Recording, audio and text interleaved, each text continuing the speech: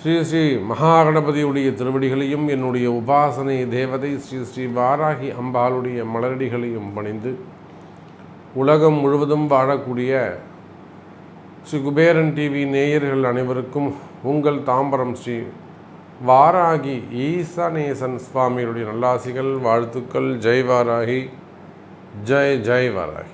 அன்பு நேயர்களே, ஜூலை மாத ராசி பலன்கள்.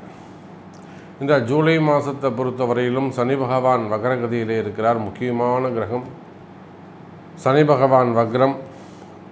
எப்பொழுதும் போல ராகு கேது வக்ரமாக இருக்கிறார்கள், வக்ரகதியில் இருக்கிறார்கள். மெயினாக குரு ராகு தொடர்பு.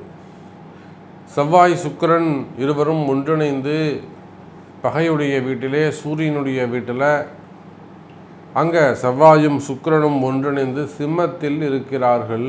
பொதுவாக இந்த சிம்மத்தில் செவ்வாய் சுக்கிரன் அமைந்தால் அது எந்தெந்த டிபார்ட்மெண்ட்டுக்கெல்லாம் ஒத்து வராது அப்படின்னா, மெயினாக அரசியல்வாதிகளுக்கு அது ஒத்து வராது. பொதுவாக நாட்டிற்கும் அது அவ்வளவு சிறப்பு கிடையாது. எங்கேயுமே சரிதான். எப்படி ஒரு சனி செவ்வாய் சேர்க்கை ஒத்து போகாதோ அது போல் ஒரு கடுமையான தோஷமாக இருக்குமோ அதை போல் இந்த செவ்வாயும் சுக்கிரனும் இணையக்கூடாது. காரணம் என்ன? சுக்கிரன் கலத்தரக்காரகன், செவ்வாய் மங்களக்காரகன். ரெண்டு பேருமே மங்களத்தை, சுபத்தை குறிக்கக்கூடியவர்கள். அப்போது இந்த செவ்வாயும் சுக்கிரனும் சூரியனும் வீட்டில் இணைந்திருக்கின்ற பொழுது இந்த ஜூலை மாதத்தை பொறுத்தவரையிலே நாட்டிற்கும் சரிதான், வீட்டிற்கும் சரிதான், தேவையில்லாத கலகங்கள் ஏற்படும்.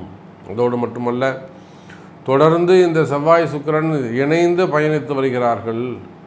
இவர்களுக்கு அந்த சனியுடைய பார்வை கிடைக்கின்ற பொழுது என்ன ஆகும்னா, அந்த குறிப்பிட்ட ராசி அன்பர்களுக்கு, குறிப்பிட்ட ஜாதகருக்கு தேவையில்லாத மிகப்பெரிய எதிர்பார்க்காத பல விஷயங்கள் நடந்து விடுகின்றன வாழ்க்கையில். அல்லது ஒரு மிகப்பெரிய போராட்டங்கள் நடந்து விடுகின்றன. எதிர்பார்த்துருக்கவே மாட்டாங்க. ஒருத்தரை கொண்டு போய் ஒரு ஹையர் லெவலில் கொண்டு போய் சாமி உட்கார வச்சுருவார். ஒரு சிலருக்கு தீகாயங்கள் ஏற்படுவது, ஒரு ஃபயர் ஆக்சிடெண்ட் கம்பெனிலேயோ இல்லை ஃபேக்ட்ரியிலையோ வீட்டிலேயோ அல்லது வெளியிலேயோ நம்ம நிறைய பார்க்குறோம். அங்கே ஒரு கடை தீப்பிடிச்சு எரிஞ்சது, இங்கே ஒரு கடை தீப்பிடிச்சு எரிஞ்சது, காட்டு தீ பரவிச்சு, எரிமலை வெடிச்சது.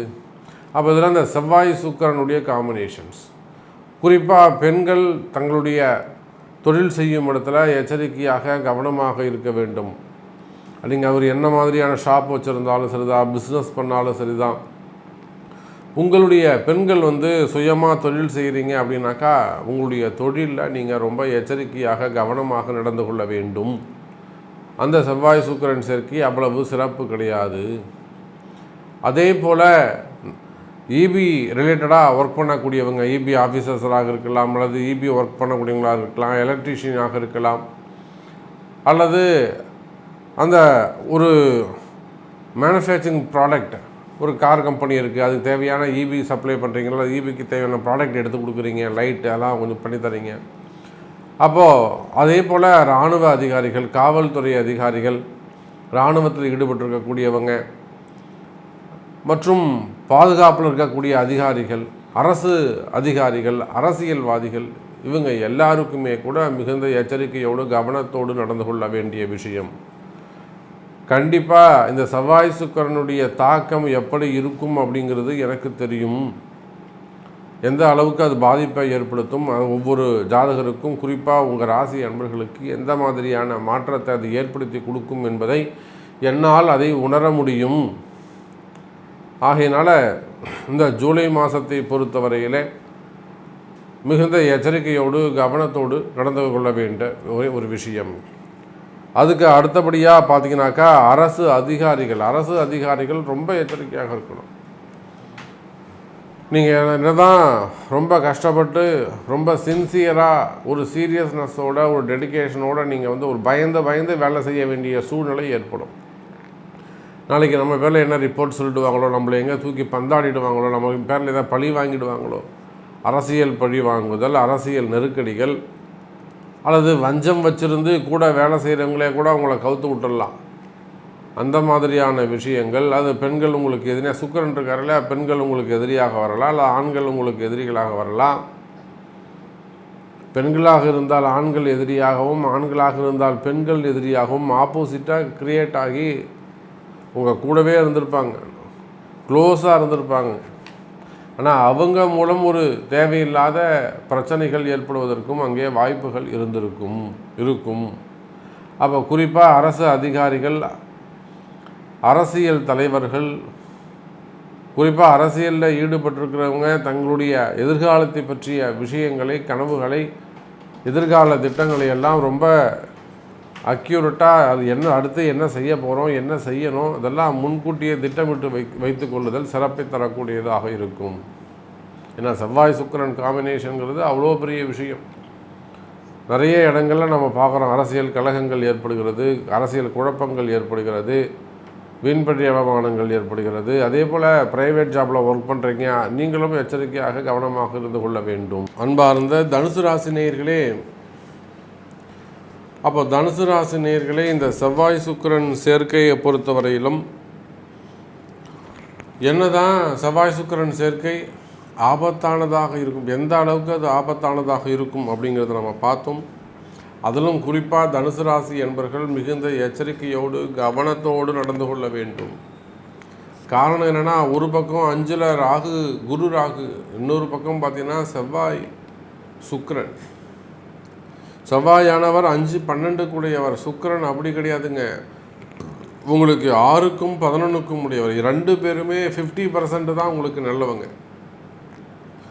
ஒரு பக்கம் 6க்கும் 11க்கும் உடையவன், இன்னொரு பக்கம் 5க்கும் 12க்கும் உடையவன். இப்போ 6, 12 வேலை செய்யுது.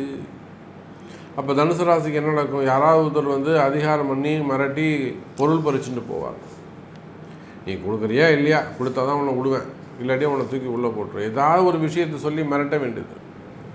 அதிகாரம் செய்வது, மிரட்டுவது, அடிமைப்படுத்துவது, அல்லது பயமுறுத்துவது, பொய் சொல்லி உங்களை ஏமாற்றுவது, பொய் சொல்லி உங்களை திசை திருப்புவது, உங்களை பணங்காசுகள் இழப்பீடு செய்வதற்கு அளவுக்கு பண்ணக்கூடிய, நீங்கள் பெரிய சக்கரவர்த்தியாக இருக்கலாம், பெரிய ராஜாவாக இருக்கலாம், சினிமா துறையில் பெரிய இன்டெலிஜென்ட்டாக இருக்கலாம், படிப்பில் உயர்ந்தவங்களாக இருக்கலாம்.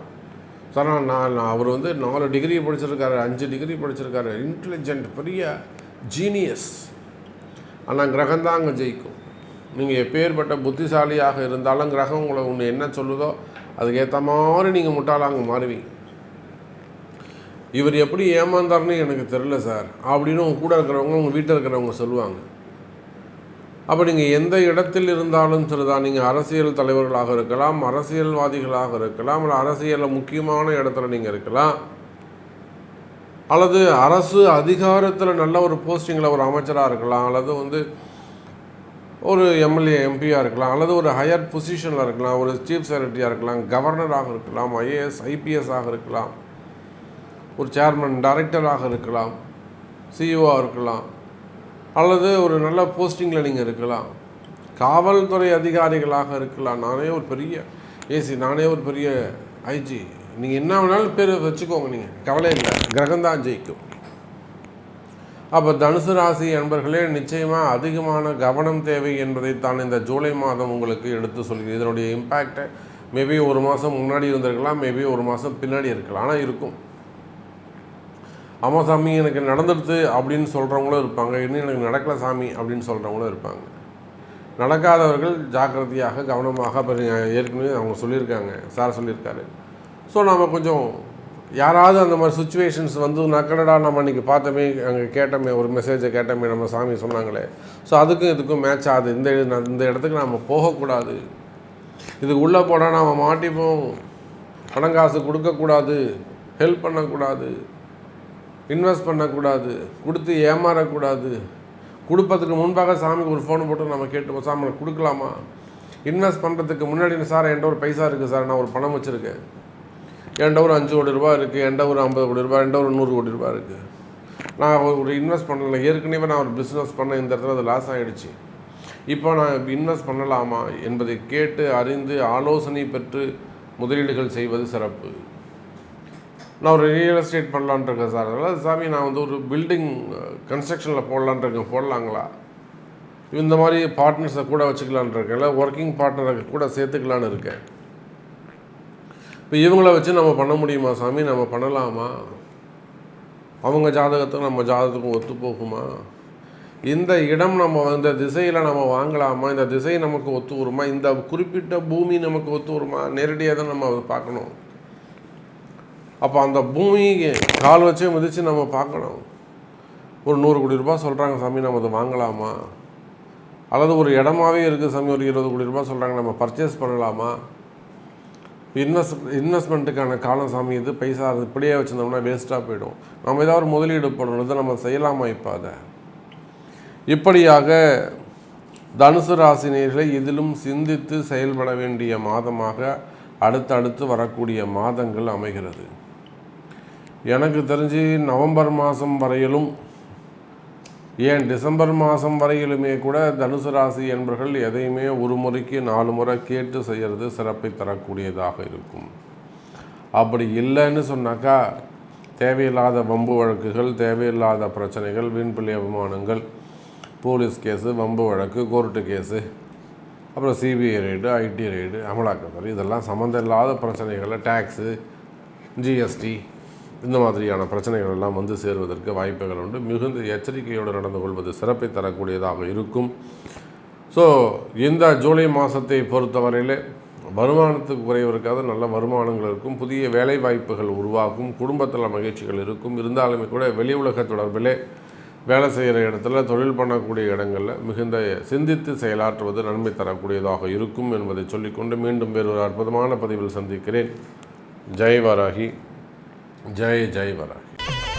ஸ்ரீ குபேரன் டிவியை பார்த்தமைக்கு நன்றிகள். மேலும் இது போன்ற தகவல்களை தெரிந்து கொள்ள ஸ்ரீ குபேரன் டிவியை சப்ஸ்கிரைப் செய்யுங்கள். மறக்காமல் பெல் ஐக்கானை கிளிக் செய்யுங்கள்.